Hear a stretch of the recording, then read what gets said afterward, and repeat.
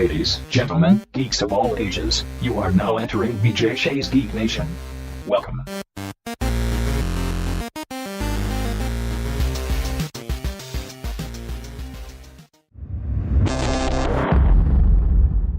All right, we are live, Chris. Woo!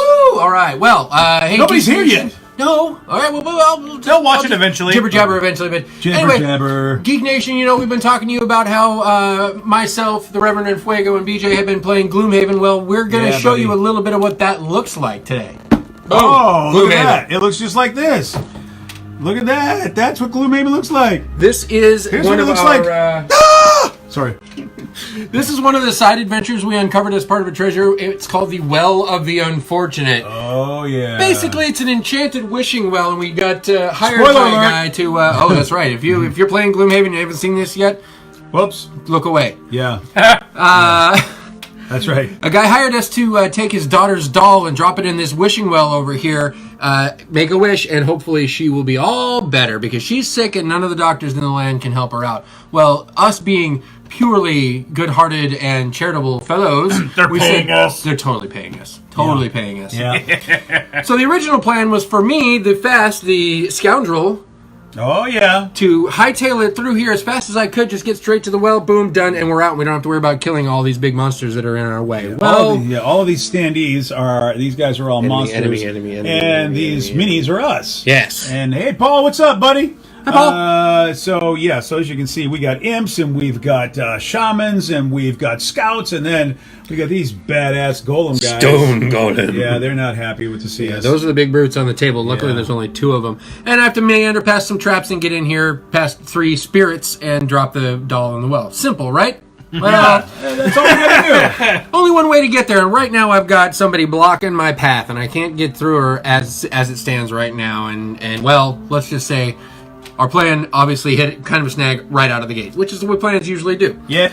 So we're playing these cards, and each of these cards gives us actions to do on our turn, and as we take our actions, then we know what we're doing for the round. So if you guys have already picked your cards for this round, or no?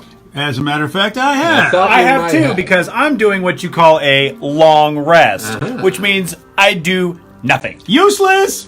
I'm healing myself, Okay. and that's about it. Shocker, Rev is a healer. And then getting all of my cards back Yes. once it gets to my turn. But it also means I go last, because I go at the 99 initiative, which is the very tippy top. Yeah. So you're doing the long rest. Yes. You can also take a short rest in this game, can't you, Chris? Yes, indeed. And the short rest is simply at the end of your round, as long as you got 1 card left in your hand, you pull up your discarded cards, lose one of them at random, and then you keep going on. Oh, I need 1 card left in my hand? You have to have a card left in your hand to take a short rest. I was actually just looking that up. Oh, Let me make sure I that's will not right. be able to do that. Yeah. You can take a long rest next turn. No! You don't understand. I need to take a short rest.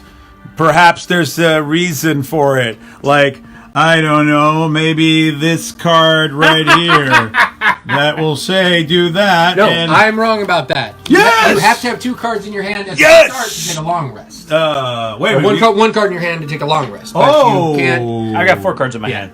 wow! You he's don't. taking You a long can. You rest can quick. be. You can be out of cards as long as you have cards in your hand at the start of your turn. As long as you have 2 cards at the start of your turn, you're not exhausted and you're fine. All right, but at the end of my turn, I can do what I want. Exactly. So I'm going Okay. to choose my actions real quick, and then I'll take the camera off your hands, and we can go through the round because I think I might be going. David a says, little "How's bit it slower. going, guys?" David J, what's David. up, brother? So yeah, Gloomhaven again. If you haven't played any Gloomhaven, you don't want it spoiled because it is it's sort of a legacy campaign, whatever you want to call it, game. I think I'm right about that. Yep. Yeah, you don't want to spoil it for yourself. I can understand that. But Chris there we Walker over here is picking his cards. Got him. Okay. All right. So I'm going to take those off your hands for a second. There you go, guys buddy. Can, reveal, and we can show what all that looks like. So, Yeah, all So right. what we do then is we take the cards, and if you've got 2 cards, those 2 numbers in the middle there, those are initiative numbers. And what that means is you're going to act, the low numbers act first, big numbers act second. Well, another one, So, you can you're choose gonna what your watch number the is, feed? though. I'm watching the feed, but I'm trying to. Yeah, you are. Don't look at my cards. Wait, Yeah. it doesn't matter. We're allies. You can look at my cards. Yes, you can. So then we play those down. Yeah. All right, I'm gonna put mine down. He's Yeah. resting. And we And, what we here do is are mine, we declare which one of those cards we're going to use. I'm going to use my number 4, BJ. Well, I think I want to go fast, so I want to use my number 7. Number 7, that's pretty good. But I could have chosen 80 initiative if I wanted to go really late in the turn. Yeah. See, so you get to choose which one is going to be your initiative, and then you just put it on top or bottom, depending when you reveal. There we go. Because now what we need to figure out is how fast the monsters are going to go, and they each have their own decks of initiative cards. So I'm just going to flip those over now. I've got a 90 for the Stone Golem. Well, the Living Spirits don't go because they haven't been revealed. The Imps go on 43. The Shaman, and there's still one of those guys left there going 89, and the Scouts go on 40. So we've got a nice, slow group of monsters this time, which is way better than last time because they moved so fast last time. They got to act. They put some hurting on us, and they had some very special things going on. For certain. So I've got 4. I'll go first. Reverend, if you please. Oh, very nice. And while Chris is moving, the cool thing about this game is that rather than rolling dice, we have these cards which will do different kinds of attacks and help us get experience points and all different things like that. Plus, if we have these colors, we might get bonuses.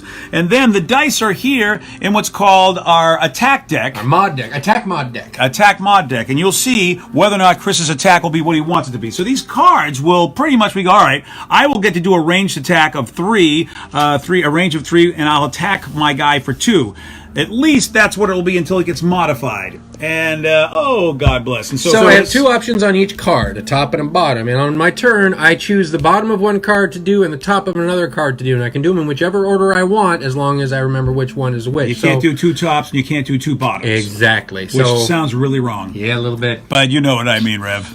Well, what I have is a very nice card here that gives me a pull of 2 spaces at a range of 3. So I can drag an enemy towards me. It's your scorpion power. Get over here. Get over here. Precisely. And that's what I'm going to do to get this girl out. Yeah, we can get rid of that alarm. Or out of the door anyway, so that I can get through there on my next turn. So that's my pull. So I've used that. It goes into the discard pile. Good job, buddy. Since that was the bottom of this card, I have to use the top of this other card. And I've got attack of 3, and I get an experience point when the target is next to one of my allies, and I get +2 to the attack. And right next to the Rev, I attack for 5. I get an experience point, which are tracked right here on this handy dandy. Oh, handy dandy. 3. And then I attack. So right now my base attack is 3, +2 is 5, and then whatever this happens to be, which is +2! Oh, yeah, 7! Now, the Forest Imp has a shield of 1. Okay. So it takes 6 damage. It's already got 2. It's quite dead. Yes. Hooray! All right. Now, when an enemy is removed from the table, they go in the box. Secondly, they drop a coin. Yeah. Which we can then loot later on. But I'm out of movement. I'm out of actions. I've done both of my things. Good for you, buddy. I'm done. My turn is done. All right. So I'm number 7. Am I next to go? You are next to go because the lowest monster movement I have is 40. All right. Well, my sadness is that I'm going to do nothing this turn to hurt any monsters. I just got to get my cards back. All right. That's pretty much what I'm going to do. So I use this ability. So I'm a wizard, and basically I have really cool powers. I'm a spell weaver. Trouble is all my cards need to be destroyed in order, or lost as they call it in the game. So it's my lost pile. Mostly you just put it back in here, and then you will get to basically get it back if you rest, but you lose 1 card. That's how it determines whether or not the game is over for you. Because eventually, if you run out of cards that you cannot play 2 in a turn, you're completely exhausted. You're done in the game. If all of us are exhausted, the game is over, and they win. We lose. So I have really cool powers like throwing fireballs and frost bolts and all sorts of things. The trouble is that the cards get lost when I use them. It's like it's a one-time spell. So I actually have to spend my turn and use this ability, and I think I had that out too, so that I can regain all my lost cards. But I lose this card. That's what this little X means. I lose that card to get these cards back in my hand, but there's some cool stuff in here. Yeah. And then that's lost for me for the rest of the game. He's done, and that's the first part. So I did the top. Now I have to do the bottom, which is I could heal myself, which I'm currently at 7. So that's a bummer. Nobody hit me yet. You're at full health. But you can do a range of 1 Oh, there? you can range heal. Yeah, anybody need a heal? Yeah, me. I'm at Heal 3 hit red. points. Hey, buddy! Yes! Should I? Yes! Let's ask the people. Should I heal him? What's he done for us Heal lately? me! He's done nothing! I healed you before! We're getting a ton of thumbs up. Heal the Rev. Oh, for crying out loud! Can I They get like cooperation from him. anybody? I'm not dead. All right. He's the Tinker. You are healed. That's how it goes. Here's me. I'm the Tinkerer. Yeah, Tinkerer. he's dead. Aw. He's alive! Rev picks the super steampunky character. What a friggin' shocker. Yeah, he is. Oh, by the way, I'm not immobilized anymore. Get that out of here. Hey, you can move on your next round. Yeah, that's the thing, too. Some of these guys, us, we can immobilize people, we can curse people, which basically this puts stuff really bad is- cards in your deck. You can disarm people. There's a lot of cool things in this game. It is Dungeons and Dragons-y, as you can imagine, except the game is the GM, and it is not it's the top game of the year on BGG for a reason, because It's amazing. they've It done an really amazing, is. amazing job. This is our, fourth session, fifth session? I think third with all of us. Yeah. Because Chris and I started off the introductory. Introductory. There, that There it is. word. We did that one because you had already done it. Yes. And so, yeah, we're at this point now. I think this and is our fourth campaign, maybe fifth. I'd have to check the wall. I've got a map on the wall that tells us, but Yeah, it's all in very, very small print. Yeah, it's pretty good, man. And we have choices. You know, we're doing this thing with the well. We could have gone to other places, but we kind of wimped out. And we thought, let's go to the well. It's kind of Let's take a dangerous. nice, in town. They have easy little sort of tiny- walk in the park kind of an adventure for this one. It's Yeah. not a walk in the park. Chris assured us this would be a lot easier than it was. There's no demons in this one. The other ones had demons. Okay, I'm just saying demons or imps. Yeah, all right. I'm about to get my ass kicked in this game. I just feel Bleh. it. Yeah, but yeah, so for a dungeon crawling RPG D&D experience, man, Gloomhaven's really knocked it out of the park. And look, we played a lot of board games to try to emulate that, and we have to agree with the hype. Everyone is right. Gloomhaven is the real deal. I don't even really like RPG games a whole lot. I kind of am D&D'd out my whole life, but this one has me keep coming back every couple of weeks. We all get together. The three of us hate each other, and we still play this game. That's the amazing thing. Oh, now we got to have the bad guys move. So the bad guys. I'm So I'm gonna hand this off again. Do it. And then we'll have the bad guys do their thing. So that's all of the hero turns because we all acted in initiative order ahead of the monsters. And now Chris, they go. Talk about the ingenious way that the bad guys work, because we have standees for all these guys, and they have numbers on them so that you can see, for instance, this is the stone golem. So there could be up to 10 stone golems attacking us at once. That would be a beating. Yeah. And they have, it's great because they have each golem card has a level, and depending on what level you're facing, you just put the card in. Right now we're at level 1, but as you can see, we can easily go to level 3, level Difficulty 0, level there. 2, and that makes them tougher. Or you can flip it over too. And there's Oh, there you go. so many levels of difficulty. Yeah, so geez. this game will go on forever. So these guys always get tougher, and there's two sides. There's the standard side, which is the white base guys, and then the gold side, which is the elite side. So actually, this one that I just killed, this is what she was looking like. She's piece number 1, so I look at the number 1 slot here. She had 2 damage on her, and she was wounded. But I cut through all of that with my amazing scoundrel attack. Backstab, I think I used. backstab. Or flanking strike. Oh, I did. Oh, yeah, I did. So then, this is what it looked like right before I annihilated her. But this is how we keep track of. So we know that number 1 has all of this, and then 2, 3, 4, whatever, have no damage, no conditions on them of any kind. So that's how you keep track of the monsters, and it works really well. And it shows what their attack is, what their health is, what their movement is, and what all that stuff. That's what these numbers are. But then they get modified by their own deck of modifiers, just like what we have. Yeah, well, they have an attack deck modifier, but they also have modifiers for like how they show up with their initiative. Like, will they have more attack? Will they have more movement? In this particular instance, so we might plan and go, well, we know the scout only moves X amount. Say the scout moves 2, no problem. I'll be able to move here, and he won't be able to get to me. And then this flips over, and it's like, oh, the scout gets an extra move. He will be able to get to me. You bunaba, but his attack will be 1 less. So there's really variety. You can't just predict what you think these guys are going to do because of these cards and these cards. So you kind of hope that it doesn't go crazy. And then sometimes you just roll it, like there's crit hits and crit misses in this game, which are pretty good. Either you have a double attack, which is a critical attack, or a crit miss, which is you have no attack. And Just that like could show up. D&D. Yeah. Like D&D. But these are the cards that allow it to happen. Either you get -1, +1, nothing happens, or you might get some special cool cards that you get to add to your deck based on your character. And the thing is that we're playing these characters, and they will be retired. Eventually, the Spellweaver will be done. No matter, I'll advance to a level, he'll be done. Then I go in the Gloomhaven box and open up a brand new character and know nothing about him. That's the legacy part of the game. You just rip it open and see what happens. So I can't get too attached to Spellweaver. No, don't fall in love, man. Don't get fall in too love. She attached. can't stick around forever.